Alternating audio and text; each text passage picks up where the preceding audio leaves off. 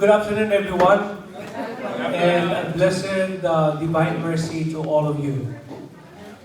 We thank Rita and Karina. Where are you, Karina? There's Karina. The two of these ladies from the parish have been working hard to put this together for us. And so we welcome you all, especially to our resource speakers, Dr. Gloss and Dr. Agoncillo, for being with us this afternoon. One of the things that Rita mentioned to me earlier, Father Ray, there were only 8 who signed up in the QR code. Maybe that's something new, we do not know. But this afternoon, we have the lay faithful. When I say the faithful consists of the ordained and the religious and the lay faithful. So we have the lay faithful, the ministers that work hard in the parishes. We have religious. We have Sister Olga here, from the Good Shepherd Sisters. And then we have priests too, and deacons from different parishes who are here. And we have a bishop with us from the Philippines, Bishop Milo. This just shows, sisters and brothers, how important this ministry is, this topic for all of us, where we can be sources of hope. So this idea gave birth to our Jubilee journey. We are embarking together, the Jubilee Year of Hope. And so we thought of, why don't we explore the avenue of healing and where we can be a source of comfort, source of inspiration, and hope for everyone. And which is why this is today is called the Hope and Healing, a day of dealing with grief and caring for the bereaved. And before Pope Francis, he probably knew this, that will happen to him, whom we are mourning. When he opened the Jubilee doors in Rome at December of 2024 to start the Holy Year, he had asked someone to make sure there is a song that will resonate this beautiful theme of hope. And we are going to learn that song today. It was sang the first time the Porta Santa of Rome was opened. And each time the 3 other doors in Rome were opened, this hymn was the one that was sung as the Pope entered the door. And you look at the words, they're so meaningful. It will be our prayer. It will be a way of appreciating Pope Francis for this gift of music and song that he approved to be sung in all languages, but we're going to learn today the English version of it. And so, Jenny is so kind enough to lead us, and also Jackie, one of our catechists, who will portray for us some hand movements so we can feel the song as we are able to pray. So first of all, let us learn the music of the song. Awesome. So first we'll go over the sign language. So if everyone can see Jackie here, we'll go over line by line.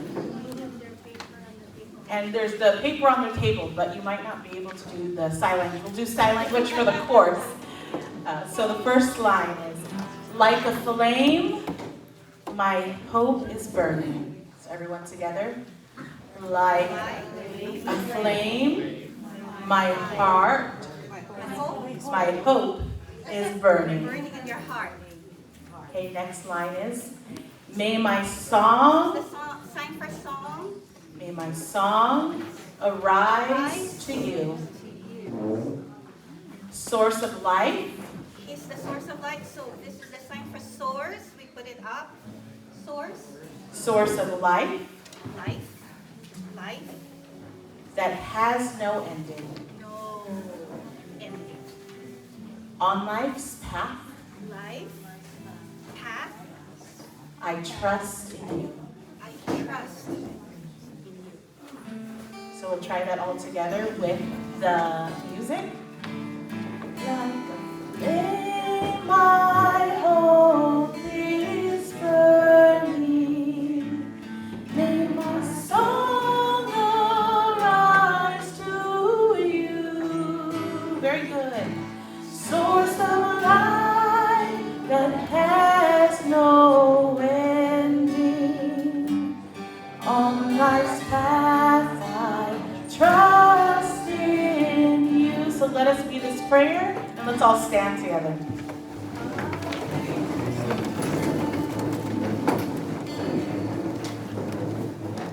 Like a flame, my hope is burning.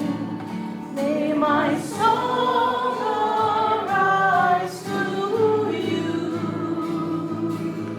Source of life that has no ending.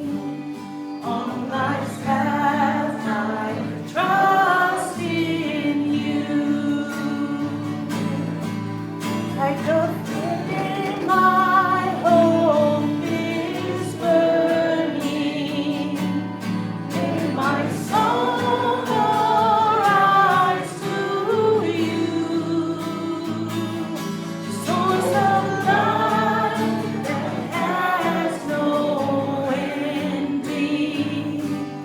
On life's path I trust in you.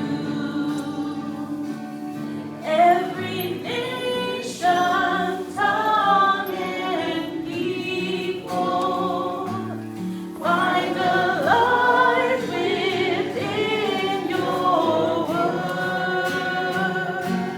Scattered fragile sons and daughters find a home in your dear Son. All together. Like a flame, my hope is burning. May my song arise to you. Source of life that has no ending. On life's path I trust in you. God so tender and so patient. Dawn of hope, you're here for all. Heaven's earth are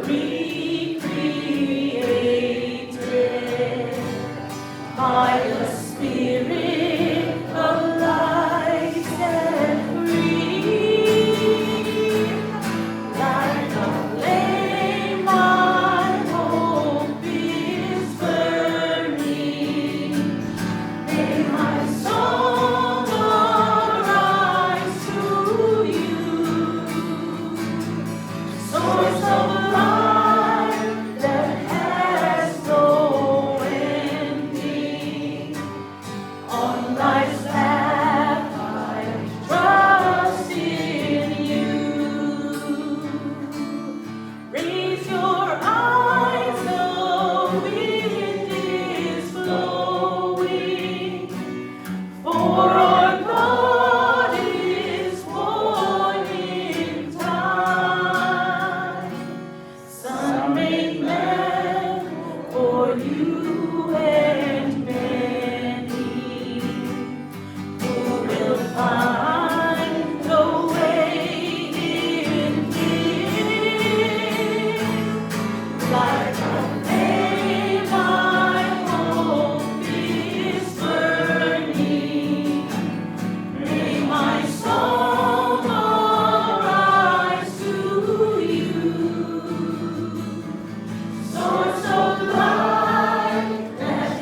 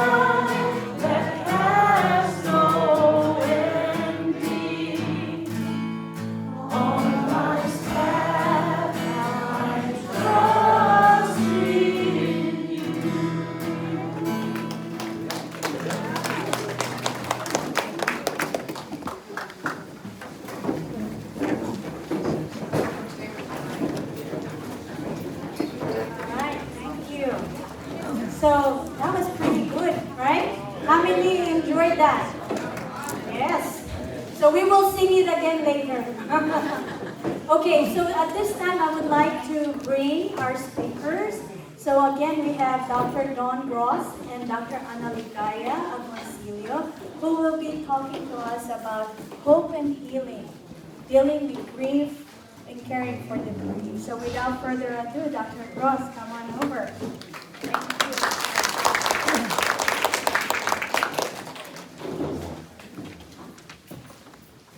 Hello. In the back, can you hear me? Yes. In the back over here, can you hear me? There we go. Is there anyone you won't be able to hear me because you need sign language? That was so beautiful. To sign a song I've never heard before, that was really moving. So thank you for that experience. I really appreciate that.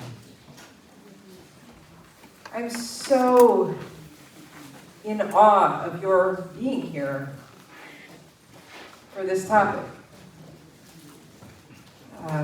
My intention, our intention, is that what you get to experience with each other today will not only make a difference for you individually, it will also make a difference for the people who are not able to be in this room with us right now. And we're going to offer you perhaps some new language, like the sign language was a new experience for me. We're going to offer you something that I think will be a new experience for you in how to consider grief with this new language that may open up a new way to also allow for healing, perhaps even to support healing in a new way. And then we're going to offer you, after a few-minute break, an experiential way to explore what we're sharing. And we're going to do that in two different parts. One that has materials on the table now, one that will have additional materials provided a little bit later. So some action that we're going to be inviting you to engage with that you can anticipate.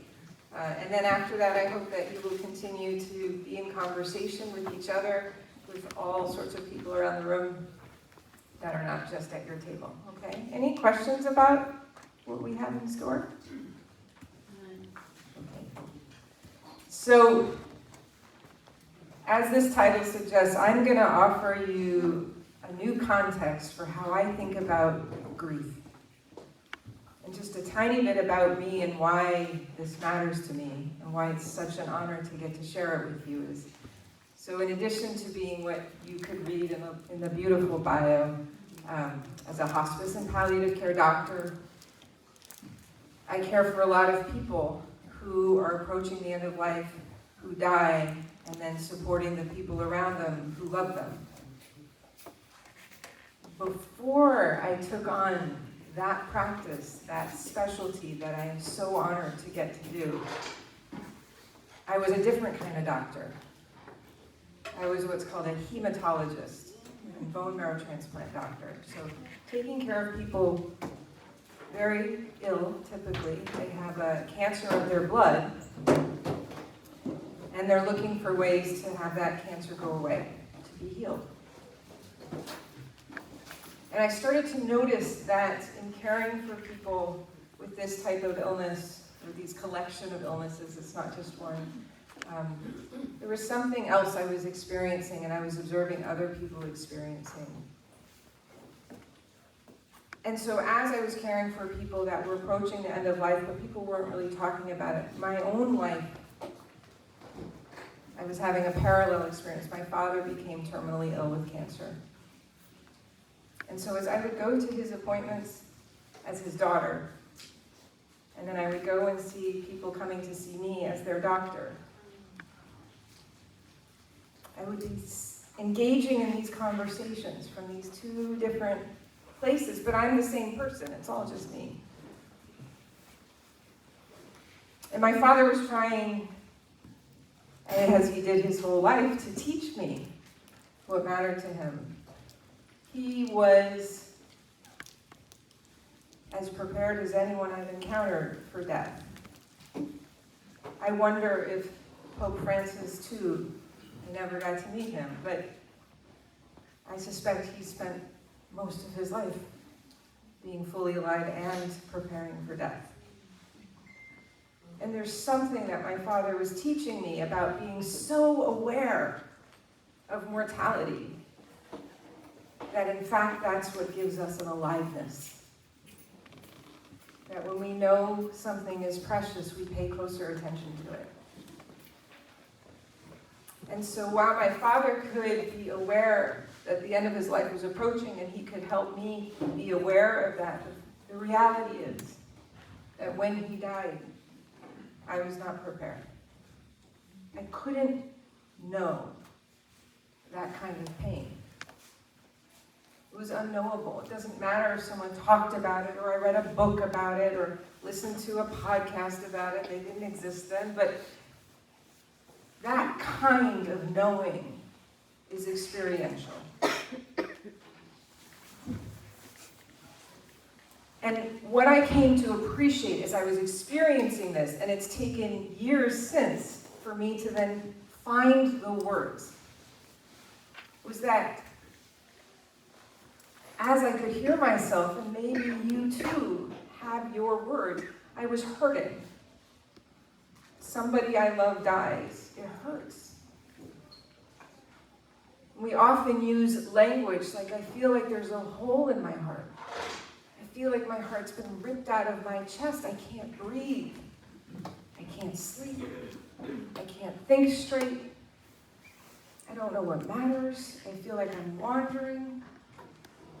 Does this feel resonant? Some of you have had this experience or are having it right now. So as I listen to myself, as well as listen differently, sort of like a new key change we heard at the end of the song, like I could hear a new kind of song, a new kind of note. I could hear these words, and I started to realize, actually, I think grief is an injury. As a physician, I often work in the physicalness of injuries. And it started to occur to me, I wonder if this is an invisible injury. So what happens if I play that out? If I test that theory, if you will? So I'm going to offer you a metaphor, okay? And see if this resonates for you. Imagine you're in a car and you get hit from the side. And depending on how violent that hit is, how fast things are going, you may get thrown from the car. You're on the pavement. And as you get your bearings and you look around and you try to stand up, you realize, ouch, I can't. And you look down and you can see quite clearly your leg is broken. You don't need a doctor to tell you it. It's that clear. You're like, whoa, okay. I'm not going to walk here. Like, I need help. What's happened is serious, and it's not a matter of my mindset. If I just will it, I'll be able to stand and walk. That's not what's happening here. I have a severely broken leg, and I need help. And our society knows how to respond to that. We've actually built an entire infrastructure and training for non-medical people to know what to do if we see something like that. Do you know what it is? 911. We call 911, exactly. From a very young age, it may be the first phone number we learn, right? 911. We know what that means and when to invoke it. And 911 knows what to do when they get the call. They show up. They show up with people who are trained to assess the situation. So they come over and they're like, that looks like a broken leg to me. Don't move. We're going to scoop you up carefully on a stretcher, get you in the ambulance, and take you to the hospital. And again, you're not like, you know what, I got this. It's okay. Go about. There are other people. You're like, thank you. And maybe you go unconscious because you're relieved that you're in good hands. And there are people around you who know what to do. You don't have to solve for it. You're not the one calling 911. You're not the one telling the emergency medical specialist what to do. They're doing it. So they bring you to the hospital. Now more people come around you, more specialists who are figuring out what you need. Oh yeah, that's a severely broken leg. I think we should get an orthopedic surgeon here. Let's have them look at it. Maybe they need surgery. Let's check everything else out. What else may be injured? You're not directing any of that. You're allowing it. You're probably really grateful for it. So let's say you're really, really seriously injured. They take you to surgery, and then they put you in the intensive care unit, where there's, as the name implies, intensive support. Lots of specialists keeping very close eyes on you. Now, I've been fortunate to meet a few people in this parish, and I know there are a number of healthcare workers. So what happens when one is a patient in the ICU? What is that patient doing, the person in the bed? Anyone? Nothing, resting. They're resting! They're pretty much asleep, right? Maybe they're eating. Sometimes the eating is done for them, the nutrition, right? But really what they're doing is resting, because that's what the body needs to heal, right? That is a key component of healing severe physical injuries, is actually resting. I have a sweatshirt. I didn't invent this, but I saw it. It was perfect.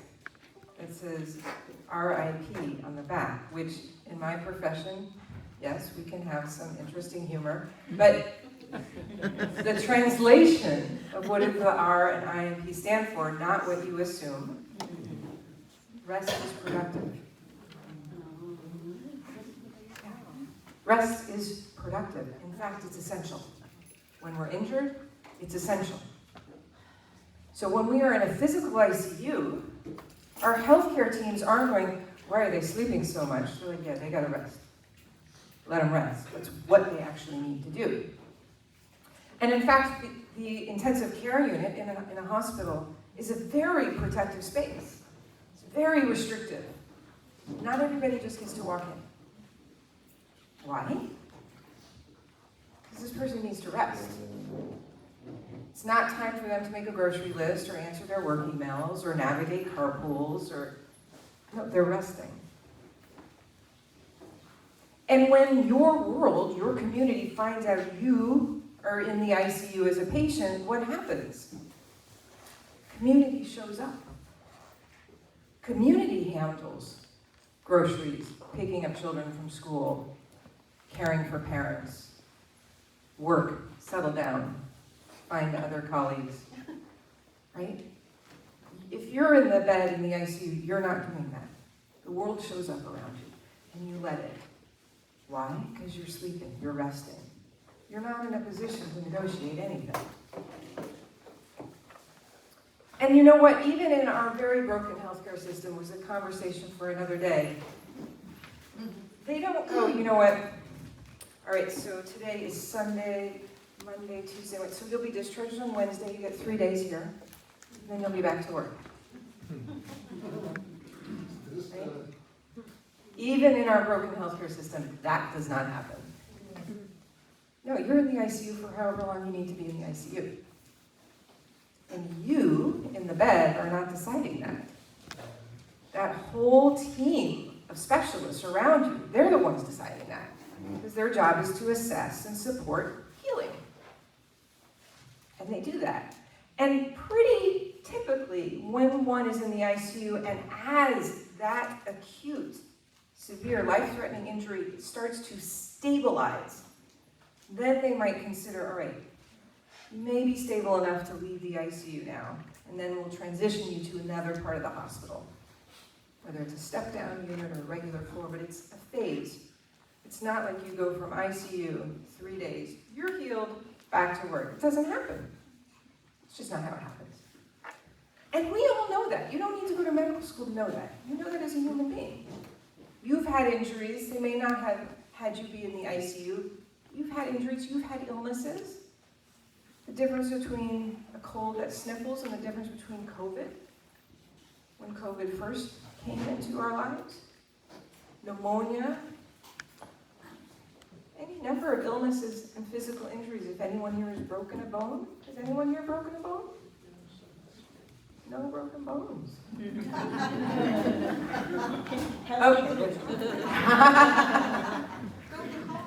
Broken heart. Well, we're going to talk about that. We're going to talk about the broken heart. Yeah, broken bone, broken heart. So, injury, illness, there's no time frame on it. It's whatever it takes for the body to heal.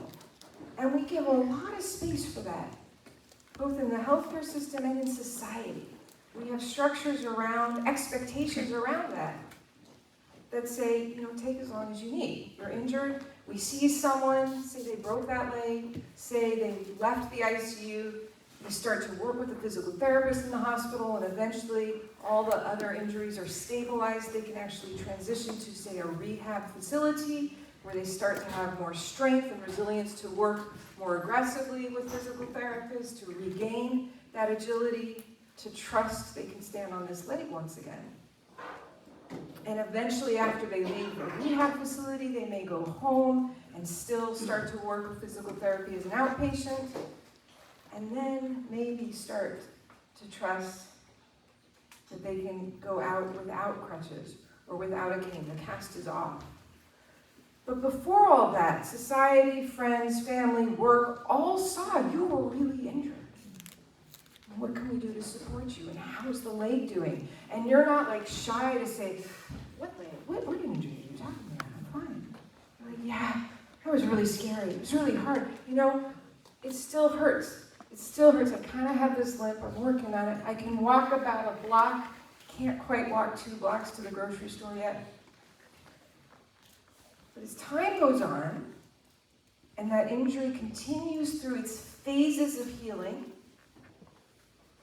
what happens? Do we know what happens to our body after an injury? What gets formed?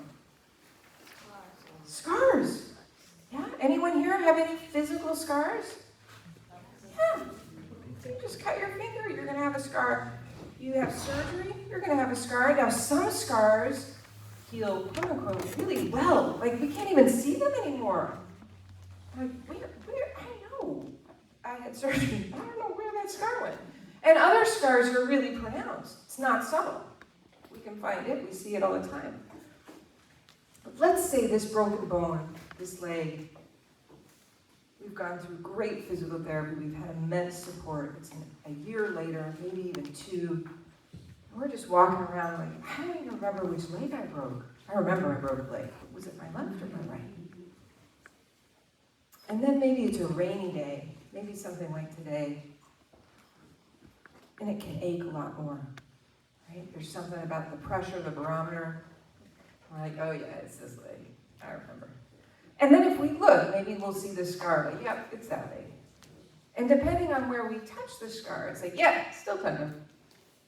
There's just something about it, still tender. And years go by, and we're running marathons, or, playing soccer, or basketball, or whatever, like, we're using this leg again. But is it like it was before it was broken? No. There's a scar. Could it be as strong? Sure. Maybe they put a metal rod in it, I don't know.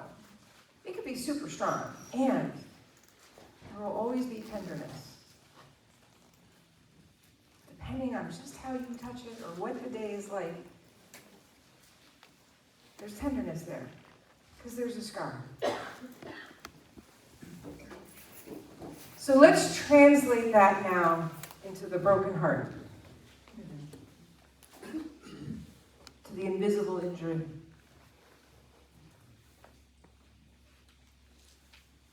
Pope Francis died. My father died. My heart broke. Broken hearts, yeah? And if it is core to who you are, this forced transformation in a relationship, you didn't ask to have change. It was forced.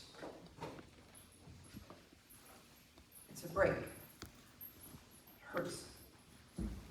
How do we support healing that injury?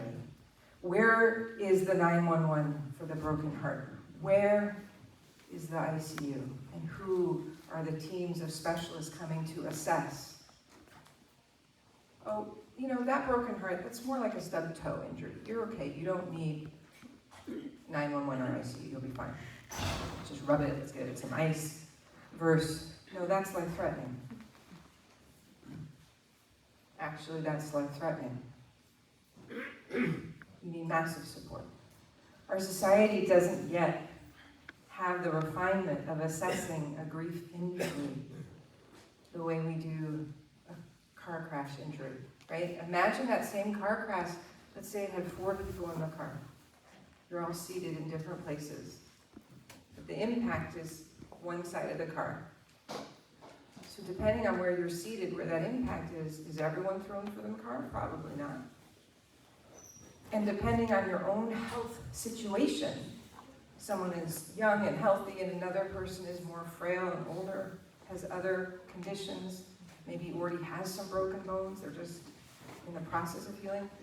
How does that same impact of a car crash affect each individual? It's not the same.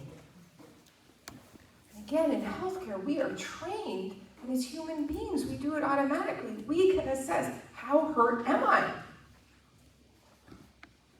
Is it just a stubbed toe? Did I actually break my toe? We allow ourselves, we think this way, we give ourselves so much space and grace and infrastructure and support for the visible injuries. But the grief injuries, these invisible ones, if you work in a large corporation, maybe they have something called bereavement leave, yeah? And they may qualify it. If it's a spouse or a child or a parent, you may access bereavement leave. And that bereavement leave will last maybe 3 days, maybe 5 if you're actually lucky. What injury of significance that would land you in the ICU is healed in 3 or 5 days? None. There isn't one. Why do we think grief is different? Furthermore, what does society tell us about grief? What is the language that we hear externally? It's the innermost. Sorry for your loss. It's the innermost that you cannot explain it. You can't explain it. We don't have great words. Yeah? It's your own. It's your own. It's for you to do by yourself. Get beyond, get over, move on. Does this sound familiar? You're still. Excruciating, yeah? That's an excruciating phrase. If someone actually asks the question, how are you? And if we're allowed to be honest with ourselves first and foremost, and then the person asking, I'm still hurting. I'm hurting today. Still. Yeah, I've got that too. It's excruciating. That's pushing on a wound, an open wound. People don't mean to be causing pain. We don't intend that. So what I'd like to offer you in this new context of considering grief an invisible injury to our loving heart, to our soul, to our spirit, whatever word fits for you. It's invisible. which makes it really hard for any of us to know when we're talking with someone, are they hurting? Do they know I'm hurting, right? When I have a physical broken leg and you can see the cast and crutches, there's clues for you out there. Oh, what happened? Are you okay? Are you in pain? What can I do for you? But with grief, when someone is aware you've had a grief injury, they won't use that word, but they're aware that you have lost someone that matters to you. Something's happened, whether it's a relationship that need not only invoke death, but a change, instead of forced transformation in a relationship that matters to you. That's grief.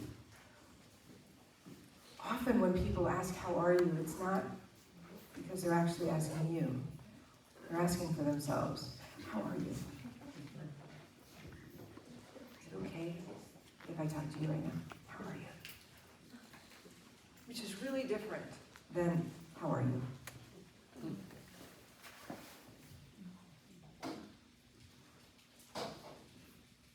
I call that distinction fluency in grief.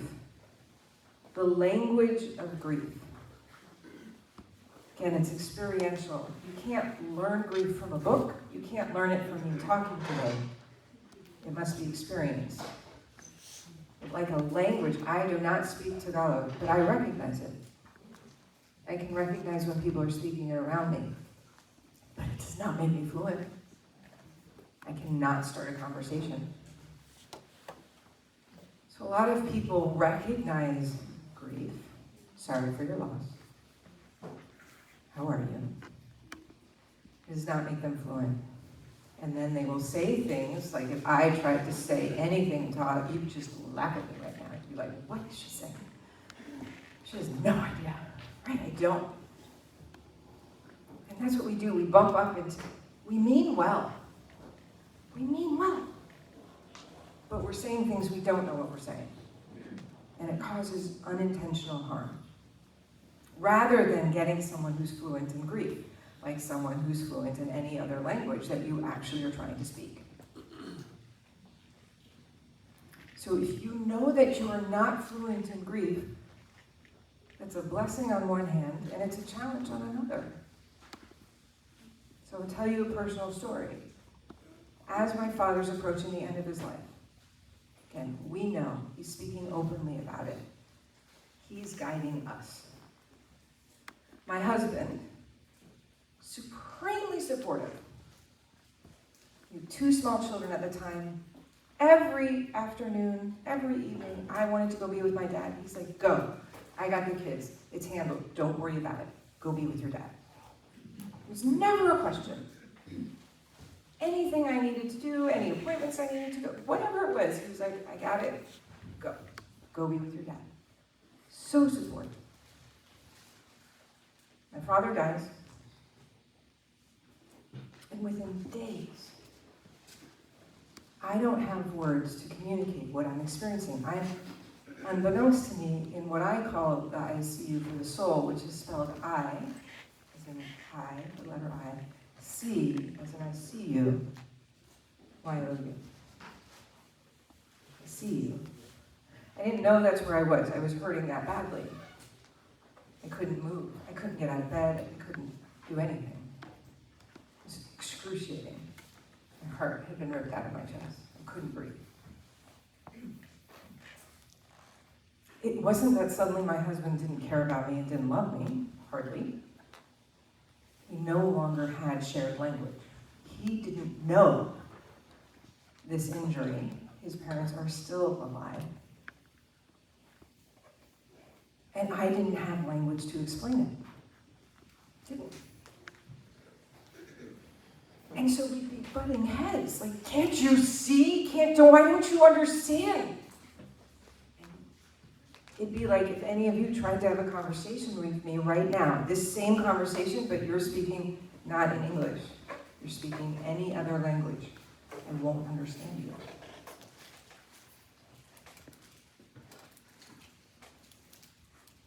And what happens with an acute grief injury, right when it arises, grief is the only language you're speaking. You don't even realize it. It's the only language that's coming out of your mouth. And so people closest to you, like my husband, who is not fluent in this language, doesn't understand what I'm saying, and anything he's saying makes no sense to me. And so this whole new fracture, this whole new injury is showing up. So I find myself turning somewhere for support. I found a grief group. I found a grief counselor. And she asked why I was there. Why did I want to join a grief group? I didn't even understand what a grief group would do. I wasn't even sure that it would help me, but I just knew stuff was not working. Things were getting worse. I was feeling horrible. I was in pain, and now I had a whole new pain on top of it. I can't even speak to the person closest to me. What's going on? And here's what this person shared with me. She asked if my husband if his parents were still living, and they are. And she says, here's the thing, Dawn. You've just entered into a club you never asked to be a member of. And no matter how hard you try to show your husband the door, he can't come in. That revelation and that relief wasn't something wrong with me. It wasn't something wrong with what I was saying or feeling. And there was nothing wrong with him in his inability to hear what I was trying to say or to understand what I was feeling. He couldn't come in. And then I had this other, revelatory moment. I have given birth. I've been pregnant. How many other females in here have been pregnant and given birth? Have you tried to talk to your male partner about that experience? Doesn't go very well, does it? It's sort of a silly thing to do. Why on earth would we think a male partner should understand that experience? In fact, for women who've not had the experience, why would we expect them to understand that? If you want to share an experience, you share it with others who've had it. Not because their experience is the same. Rather, it's that because we have a shared experience, we know how profoundly different they are. We have immense space and grace for it. So I often say that grief is a shared experience, and by definition, it's relational. You don't grieve something outside of a relationship. It's a forced transformation in a relationship. But every single grief injury is uniquely our own. And people who have grief injuries know that inherently. We would never use language of, I know exactly how you're feeling. But they do. They're not fluent. It is a key distinction of someone who is fluent in grief and someone who is not. I could read and take classes in other languages, and I've tried. I'm not really a great linguist. It's not in my gene set. But I took Spanish, for example, for years in high school. And I can go to a Spanish-speaking country and get directions and end up where I intended. I can understand izquierda and derecha. Right? I can get it. But beyond that, does not make me fluent. So again, people can come to this who don't have a grief injury. People can read books. People can listen, including my husband. He's now been immersed in me speaking grief for years. That does not make him fluent. He's conversational, maybe, but he's not fluent. And that's a blessing for him? Absolutely. I would not wish this fluency on people. And it is a gift to be around people who are fluent when you are. So here I am with my husband, not able to speak to him. Here I have this new distinction of being in a club I didn't want to be in, and he can't come in. There's relief there. Oh, got it. Like when I'm pregnant, I want to talk to other women who are experiencing that. That's what a grief group does. Now I'm in a room with people who speak grief. And they're not using that language, but that's what shows up for me.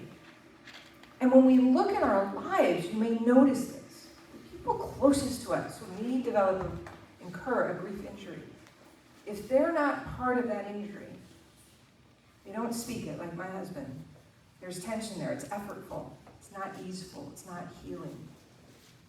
But there's a second circle of people in our lives, people we've never thought we know well, but we know them. They suddenly start to come close. Just right away, they come close. And they don't even have to say anything. And I don't have to say anything. And yet somehow it feels good to be in their presence. It's because they're fluent. And one of the most key healing modalities of an invisible injury, of a broken heart, as compared to surgery for a broken bone, is being seen. That's the healing balm. Can I just be? And we often use that qualifier, just. Not to diminish it, because it is not easy to just be. As human beings, we tend to really like to fix and solve things. I hear you're hurting, how can I make that better? Right? As doctors, oh my gosh, it's all about fixing and solving. The gift of being, witnessing, listening, that's what heals grief. It does not heal it overnight. Just like being in the ICU one night, unlikely that you are healed. It takes time. There are phases, which is different than the stages of grief you may have heard of. I'm not talking about that. It takes time and phases of healing for things to come together to form a scar. We are not getting over grief. We are not getting past grief. We are not moving on. What actually allows us to heal is to intend and get the support of forming a resilient scar. A scar that allows us to stay mobile and engaged in life once that acute injury has stabilized. Listen, if you fell off a curb and you went to your local urgent care emergency room, you were limping, you're like, you know what, I just fell. I'm worried I broke a bone. And if the doctor said to you, oh, got it, okay, you know what, come back in 6 months. If you're still limping, then we'll take a look. Lose my license, right? Completely lose my license. It's malpractice.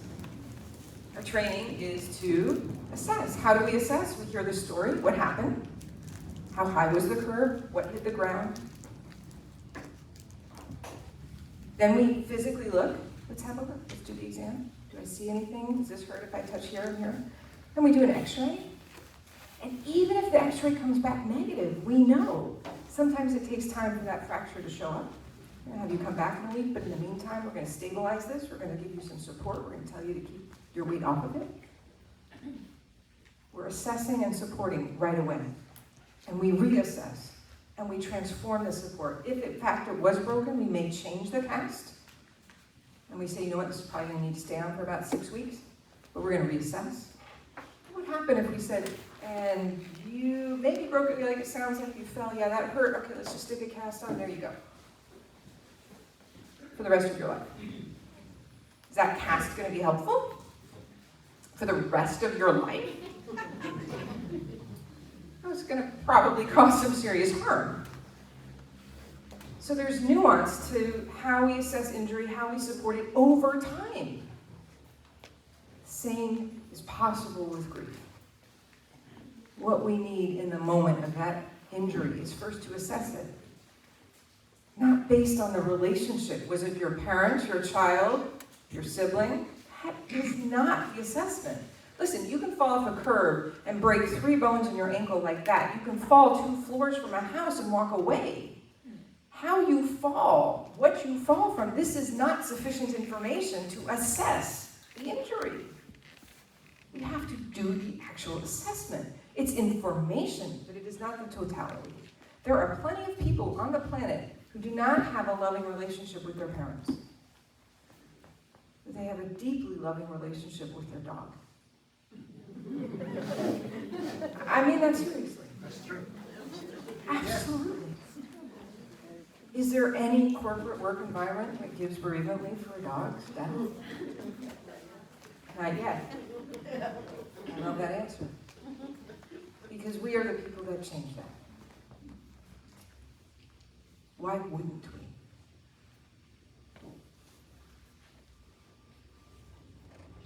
You're the only one who knows the pain. And until we have an infrastructure like we have for physical injuries, the burden of seeking help, of calling 911, of letting that support in, falls to the injured person. And that's unfortunate. Because again, if you had a physical injury and you're on the pavement, you are not the one calling 911. You are not the one driving the ambulance. You are not the one dictating who's doing surgery, and you are definitely not doing surgery on yourself. That's what we expect of people with grief. And we expect them to do it quietly and quickly and by themselves. And to never talk about it again. You would never do that for a physical injury. You would never say, still? So my invitation for you is to consider grief as an injury. You all have different injuries at different points in time that are in different phases of healing that can be re-injured. Listen, just because you get one broken bone does not preclude you from getting another one. And it doesn't even prevent you from breaking the same bone. You can have a grief injury on top of a grief injury on top of a grief injury. What I hope, just from this brief introduction, is the possibility of giving yourself permission and grace, giving the people in your lives permission and grace to speak the pain, and then to consider how we can show up for that healing. And if you are not fluent in grief, that is not a failure on your part. It is a blessing. And just like you don't want to say, go talk to Dawn if you speak Tagalog, she'll help you figure out everything, that would be harmful. It won't help you at all. You won't find someone who's fluent. Here's how I can help you. I'm not going to be the one who's best ready to listen and find the support, but let me find someone who can. Because they're out there. A grief group may be it, but it may not be in that moment, or it may not be that grief group, just like every cast is different. It's not one size fits all, and there are times where the cast does not belong there, or it's not time yet. So you need someone who can help assess, who can help listen, who can help translate, who can be. Knowing what you can offer, and it's just as important as knowing what you cannot. And it's really hard when you're the injured one to ask. And when others show up who recognize the injury, who are fluent, allow them in. Just allow it the way you would 911. Any questions?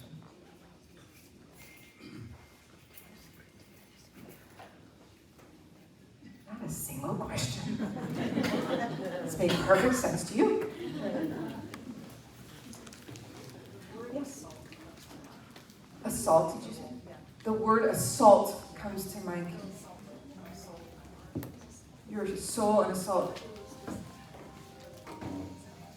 Because of some things that have happened when you have a grief injury, is that what you're talking about? That how the world, how people may interact with you can feel like an assault? Or No, I think it's the way that, the way my father died, and the circumstances surrounding it. To me, that became, it feels, and it's been feeling like this.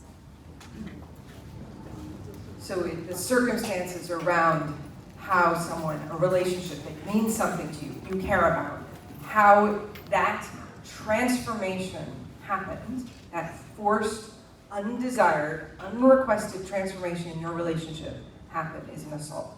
Feels like an assault. Yeah. And if we do not tend to that injury, we get massive injury. Think about it. Massive injury, physical injury. Broken leg. And if we just let it be there, just let it. What's going to happen to it? Going to lose it. I mean, bad stuff, right? It's going to get infected. Even if the bone can find its way back together, our bones are built to do that, sort of. But it probably will do it pretty crooked. But it's back together. But I'll limp forever. Will it be as strong? Will it be less painful than if we supported it? So knowing we have an open wound that's invisible is a scream for this needs healing. Yeah. And this kind of injury doesn't heal by itself. It's going to stay open. Grief injuries stay open if we do not find a way to allow ourselves to be witnessed. It can be one-on-one. It need not be with humans. There are other beings. There are other ways to be seen. I don't want to say there's only one way, hardly. But recognizing that that's necessary and that it likely is going to evolve over time what one needs. Just like a physical injury, there are different phases of healing. It needs different types of attention. But the first thing is to notice if you're hurting, don't let yourself be alone. That's not how this heals. I actually think a lot of the trauma that's in people walking around the planet is untended to grief injuries that have just been left gaping. So we have an opportunity to attend to that. Again, it doesn't mean you individually are the person. You may not be fluent, but you can start paying attention. And so the one other thing I'll offer, and then we'll pause. If anyone wishes. So, in Queen Victoria's time, she suffered a massive invisible grief injury that was actually visible to the entire kingdom, which was when her husband died. Devastated her for the rest of her life. She wore black the rest of her life with intention. She was in mourning. She actually invented something called mourning jewelry. It became an entire movement in the Victorian era of people creating jewelry that had their loved one's name on it. Actually would have often lockets filled with hair of the loved one who died. Became very elaborate. If you've seen any of these, these whole landscapes created from woven hair of a person who's died. They're extraordinary. There have been museum exhibits about it you can see online. So this whole society, this whole culture around her adopted this visual cue. There's tremendous permission for grief to become visible. And she was in a position that what she did, people followed. So whole society, if you wore black, people knew, oh my gosh, you're grieving. You're grieving. What can I do for you? Just like if I had crutches and I was trying to go to the door, how many of you would leave? But wait, let me get the door for you. Right? It's a cue. It's a cue. I'm having trouble right now. I'm not walking the way that I want to be. That's since pretty much vanished. That societal agreement around making grief visible and tending to it is not what we tend to do. So what I have in this box is my version of attempting to bring back a visual cue. It's not the only cue. You all can invent something. You have such a beautiful, interwoven, connected community. You can invent your own. Maybe you have, and I don't know, and so forgive me if you have something. I have these little hearts in here. They're little tin hearts that I didn't do it here. I didn't have the dexterity to do it quickly enough, but I turn them into pins, and then I'll often wear it on my sleeve. So wearing my heart on my sleeve. Each one of these are wholly unique. They're cut from antique tins a friend of mine did. So no two are alike. Just like our grief injury. No two are alike. So they represent. And so by wearing it here, or if I have it in my pocket or wherever, this can hold my grief, but it also is an invitation. If someone sees this on my sleeve or on my lapel or wherever, they're like, what is that? And suddenly the door has been cracked wide open for me to talk about my grief injury.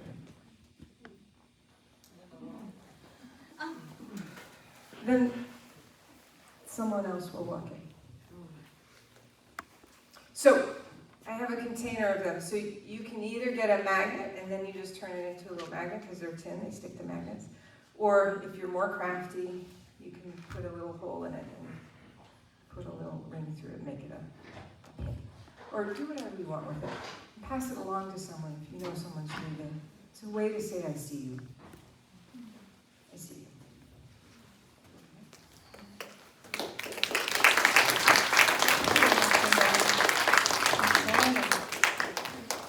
So at this time, we're going to take about 5 minutes and